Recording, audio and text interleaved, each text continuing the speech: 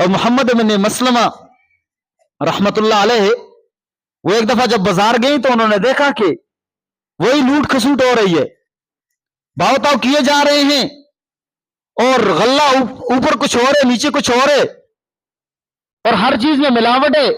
تو انہوں نے سب بازار والوں کو جمع کیا اور مخاطب کیا، کہا یا اہل السوق، یا اہل السوق ان بیعکم فاسد، کہ اے بازار والو تمہاری بے فاسد ہے، تم جن شرائط کے ساتھ بیچتے ہو یہ شرائط کے ساتھ بیچنا حرام ہے۔ وجیرانکم حاسد، تمہارے ساتھ دوسری دکان والا، دوسرا پڑوسی سوداگر وہ حاسد ہے، وہ حسد کرتا ہے۔ اور وسلعتکم کاسدہ، اور تمہارا سامان سارا کا سارا ردی ہے۔ ومأواکم النار، ان تمام شرائط کے ساتھ تمہارا ٹھکانہ جہنم ہے۔ اب انہوں نے کیوں فرمایا؟